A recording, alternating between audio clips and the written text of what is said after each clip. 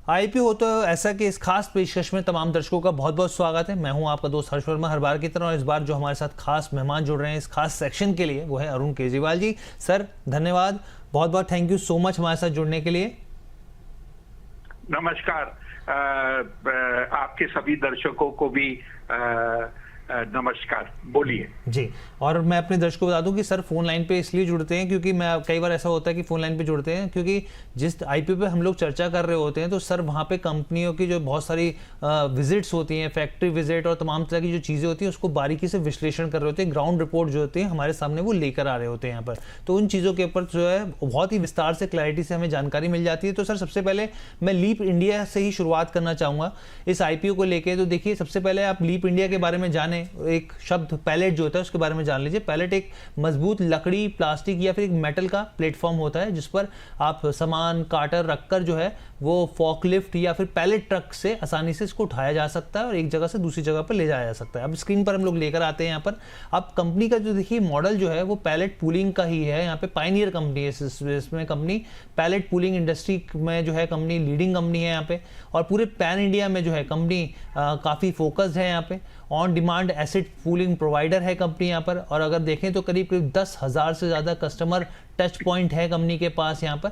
और साथ ही FMCG, auto, industrial, logistic, e commerce, food beverages के साथ जो है कंपनी के 1000 से ज़्यादा क्लाइंट्स हैं यहाँ पे।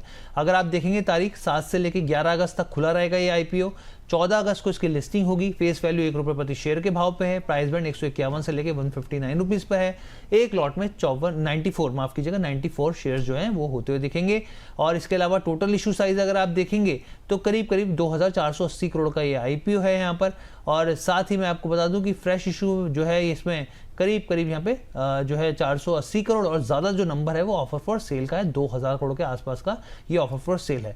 फाइनेंशियल्स को रख देते हैं आपके सामने। फाइनेंशियल्स को देखें अगर आप तो टोटल इनकम साल दर साल के हिसाब से बढ़ती हुई दिख रही है यहाँ पर। अगर आप देखेंगे तो प्रॉफिट आफ्टर टैक्स में भी देखिए बढ़ोतरी देखने को मिल रही है यहाँ पर।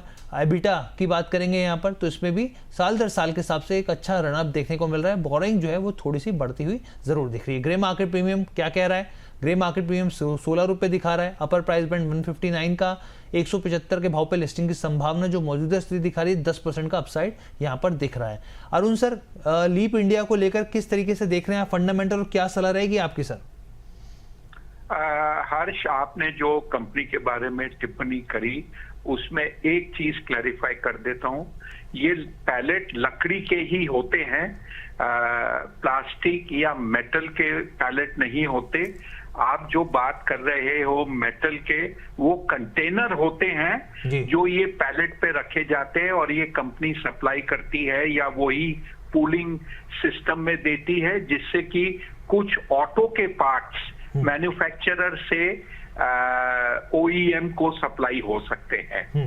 अब आ जाइए ये कंपनी के बारे में जो 2-3 चीज मेरी जब विजिट हुई जो मुझे समझ में आई। नंबर 1, इसके पास मार्केट शेयर जो है डोमिनेंट प्लेयर है, कोई सेकंड प्लेयर बोलकर इसमें कोई है नहीं। दूसरा, ये जो पूलिंग होती है, ये जो लकड़ी के पैलेट्स है इनकी लाइफ बहुत लंबी होती है। हर बार यूज करने के बाद ये अपने फुलफिलमेंट सेंटर में एक एक पैलेट को चेक करते हैं। अगर उसमें कोई डैमेज हुआ होता है तो उसे रिपेयर करते हैं और फिर दूसरे कस्टमर को देते हैं। एक एग्जाम्पल देना चाहता हूं आपके दर्शकों के लिए जिससे कि वो समझ जाए कि ये पैलेट कहां पर काम आता है। उदाहरण के तौर पर कोल्ड ड्रिंक जो होती है, पेप्सी, थम्स अप, कोक, ये सब, ये सीजन शुरू होती है, गर्मी जब सीजन शुरू होती है मार्च अप्रैल में। लेकिन इसका जो प्रोडक्शन है बॉटलर के यहाँ दिसंबर से शुरू हो जाता है सीजन को मीट करने के लिए। ये माल पेट बॉटल में आपके जो कैन्स होते हैं वो सब में पैक करके ये पैलेट पे तैयार कर दिया जाता है और पूरा का पूरा पैलेट डिस्ट्रीब्यूटर को भेजा जाता है और वहां से रिटेल सप्लाई होती है। जब ये डिस्ट्रीब्यूटर के पास पहुंच जाता है उसके बाद ये पैलेट उठाकर वापस एक फुलफिलमेंट सेंटर पे आते हैं और वहां से दूसरे कस्टमर को ये भेजा जाता है। ठीक है सर, बहुत अच्छे से समझाया सर। और यही चीज़ देखिए, जो सर हम लोग कह ही रहे थे कि सर जो पहुंचते विजिट करते तो बारीकी से विश्लेषण आपके सामने रख देते, पूरा बिजनेस मॉडल जो है सर ने खोल के रख दिया। अब सर निवेशकों के लिए क्या सलाह रहेगी, अप्लाई करें? सर देखिए, business one of its kind है। जहां तक इंडिया का सवाल है, विदेश में ऐसे कई सारी कंपनियां हैं जो काम करती है। ये मार्केट इंडिया में काफी अंडर पेनेट्रेटेड है। मुश्किल से 10% यूटिलाइजेशन ऐसे पैलेट क्या किया जाता है। तो जो टैम होता है, टोटल एड्रेसेबल मार्केट, बहुत ह्यूज है। उसे बढ़ाने की जगह, संभावना सभी कुछ है। और कंपनी ने अपनी पकड़ मजबूत करने के लिए, ये पैलेट्स को हैंडल करने के लिए जो इक्विपमेंट चाहिए, जो ट्रक चाहिए, जो आपके क्रेन्स चाहिए या लोडर्स चाहिए, उसका भी काम अब आप ये कंपनी भाड़े पे देती है ऐसे इक्विपमेंट का, जिससे कि आपको एक वन स्टॉप सॉल्यूशन मिले। प्राइस वाइज अगर हर्ष देखो तो इश्यू महंगा लगता है पी मल्टीपल के हिसाब से, लेकिन क्योंकि आपके पास कंपटीशन नहीं है, इश्यू की जो साइज है बड़ी है और इसमें ओएफएस बहुत बड़ा पोर्शन है। केकेआर जो इसमें इन्वेस्ट किया था वो काफी हद तक अपना माल बेच रहा है। इसके लिए साइज ऑफ इश्यू बड़ी लग रही है और फ्रेश इश्यू छोटी लग रही है। मेरे ख्याल से इसमें बहुत बड़ा इमीडिएट अपसाइड आपको लिस्टिंग के बाद मिले ऐसा नहीं लग सकता है। अगर आप लॉन्ग टर्म इन्वेस्टर हैं तो आप ये शेयर को लिस्टिंग के बाद भी देख सकते हैं, क्योंकि जिस हिसाब से आईपीओ की भरमार आ रही है, मैं ये कह सकता हूं it is raining IPOs on Dalal street. ठीक है सर, तो यहाँ पर जो है सर की तरफ से यहाँ पे लीप इंडिया को लेकर जो है वो राय निकल कर आ गई है।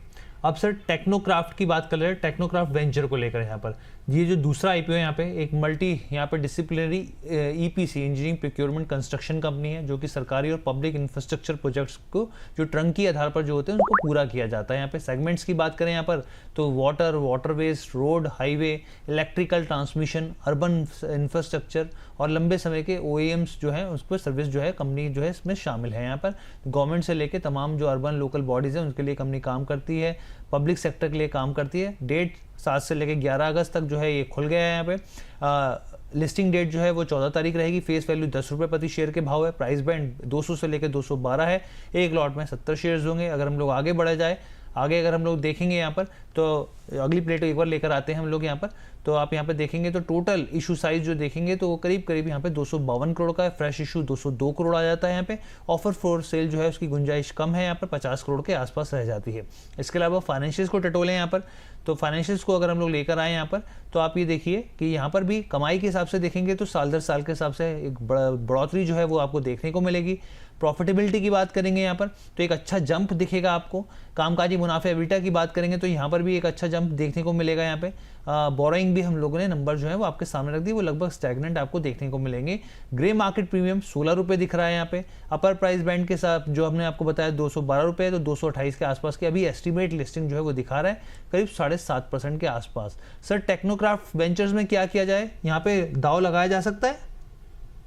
देखिए हर्ष, पहले आपको थोड़ा सा कंपनी के बारे में समझाता हूँ। इस कंपनी की जो खासियत है, ये जो वाटर रिलेटेड जो एक्टिविटी या कारोबार करती है, इसमें इसकी खासियत ये है कि ये लास्ट माइल कनेक्टिविटी करती है। लास्ट माइल कनेक्टिविटी अगर मैं आपको सिंपल भाषा में समझाऊं तो मान लीजिए आपके घर में जो सूवेज वाटर होता है वो आपके घर से ले जाकर जो शहर में जो पाइपलाइन होती है उसे वहां तक पहुंचाने में ये कंपनी का कारोबार होता है। बड़ी जो पाइपलाइन सड़क पर बिछाई जाती है वो कामकाज कोई भी कर सकता है, लेकिन एक एक घर से वो पाइपलाइन लाने में बड़ी मेहनत और कश्मकश करनी पड़ती है, क्योंकि आपको पूरे रोड खोदने पड़ते हैं, पाइपलाइन डालनी पड़ती है। और अगर आपके गली मोहल्ले में कामकाज ये खोला गया और पूरा नहीं होता है, तो पब्लिक की चिल्लाने की जो बोलते हैं ना कि चिल्लाहट ज्यादा हो जाती है और प्रशासन उसमें एक्शन लेने लगता है। तो ये लास्ट माइल कनेक्टिविटी इस कंपनी की खासियत है।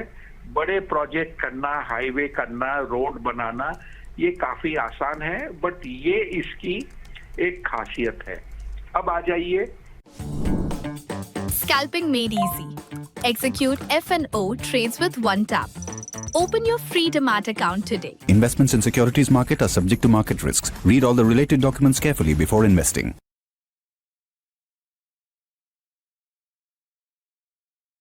कोटक न्यू ऐप पे पाइए सभी इन्वेस्टमेंट अपॉर्चुनिटीज एक जगह पे। Stocks, mutual funds, ETFs, IPO, F&O, bonds, commodities, है ना तेज? Download the Kotak Neo app and start investing. Kotak Neo, Tez, just like you. Investments in securities market are subject to market risks. Read all related documents carefully before investing.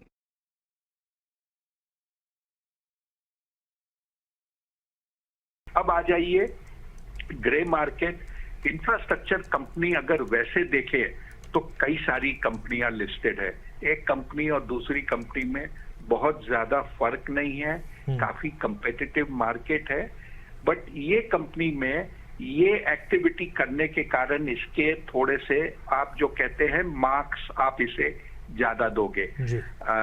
Listing gain के लिए जो लोगों की एक अपेक्षा या expectation होती है कि अप्लाई कर लो, मेरे ख्याल से अब समय आ गया है कि लिस्टिंग गेन छोड़कर निवेश करने की सलाह देनी चाहिए।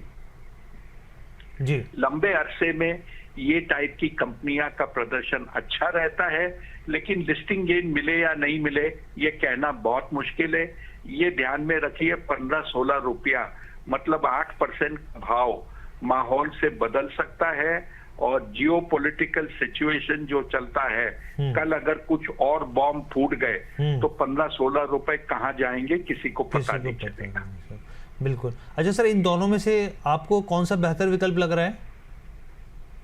सर, दोनों में से अगर आप बेहतर विकल्प की बात करें तो मैं लीप इंडिया के साथ जाऊंगा, क्योंकि वो कंपनी अपने में एक अनोखी कंपनी है।